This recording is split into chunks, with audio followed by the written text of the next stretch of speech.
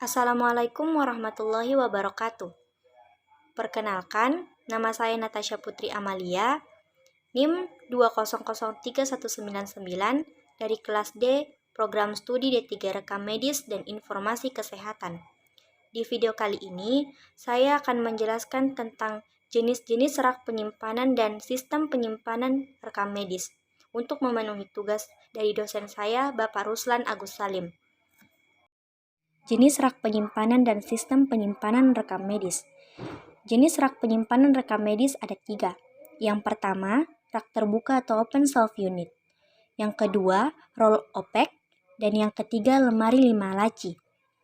Rak terbuka atau open shelf unit merupakan jenis rak yang bahan rangkanya bisa terbuat dari besi atau kayu. Jenis rak ini paling banyak digunakan.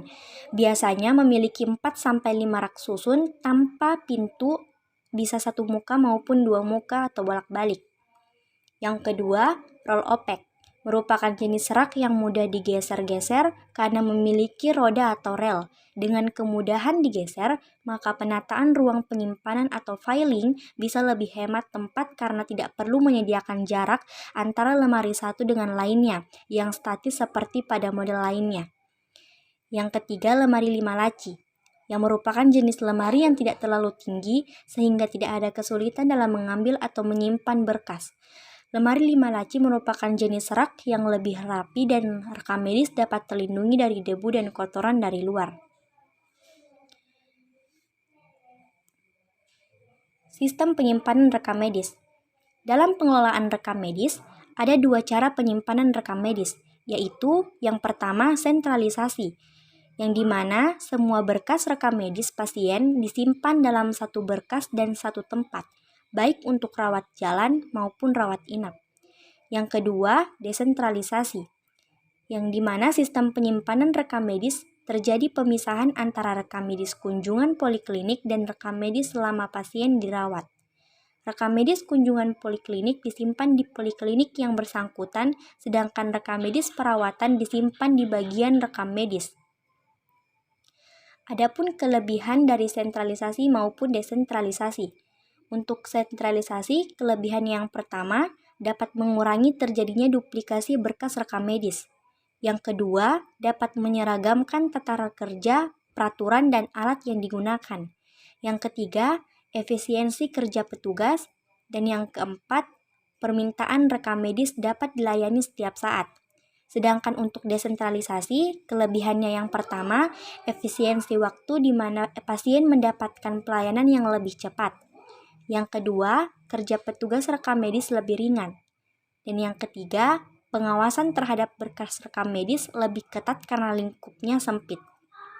Sedangkan untuk kelemahannya, untuk sentralisasi yang pertama, perlu waktu dalam pelayanan rekam medis. Yang kedua, perlu ruangan, alat, dan pegawai yang lebih banyak jika tempat penyimpanan jauh dengan lokasi penggunaan rekam medis.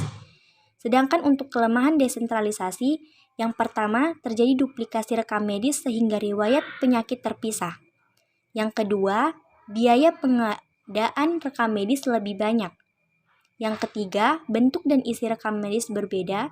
Dan yang keempat, menghambat pelayanan jika rekam medis dibutuhkan oleh unit lain. Di dalam sistem penyimpanan, biasanya dilakukan dengan sistem numerik. Ada 3 jenis sistem numerik dalam penyimpanan rekam medis. Yang pertama, Strike Numerical Filing System atau sistem nomor langsung, yang merupakan sistem penyimpanan dokumen rekam medis dengan mensejajarkan folder dokumen rekam medis berdasarkan urutan langsung nomor rekam medis pada rak penyimpanan.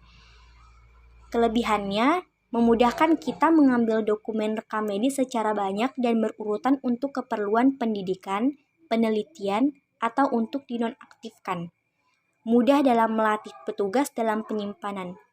Kekurangannya, mudah terjadinya kekeliruan dalam penyimpanan, pengawasan kerapihan penyimpanan sangat sukar dilakukan.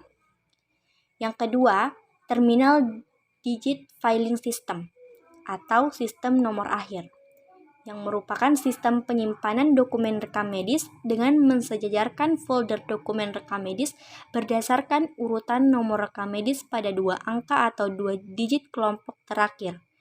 Kelebihannya, yang pertama, penambahan jumlah dokumen rekam medis selalu tersebar secara merata di dalam rak penyimpanan.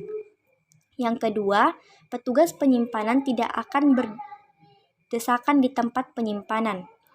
Kekurangannya, latihan dan bimbingan untuk petugas lebih lama, membutuhkan biaya awal lebih besar. Yang ketiga, Middle Digit Filing System atau sistem nomor tengah, yang merupakan sistem penyimpanan dokumen rekam medis dengan mensejajarkan folder dokumen rekam medis berdasarkan urutan nomor rekam medis pada 2 angka kelompok tengah.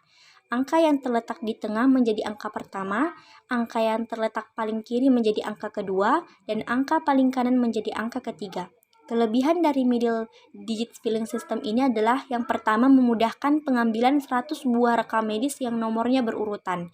Yang kedua, petugas dapat dibagi pada section penyimpanan tertentu sehingga kekeliruan penyimpanan dapat dicegah.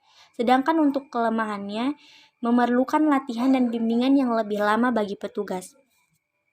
Baiklah, itulah penjelasan dari saya tentang sistem penyimpanan dan jenis-jenis rak penyimpanan rekam medis. Sekian dari saya. Assalamualaikum warahmatullahi wabarakatuh.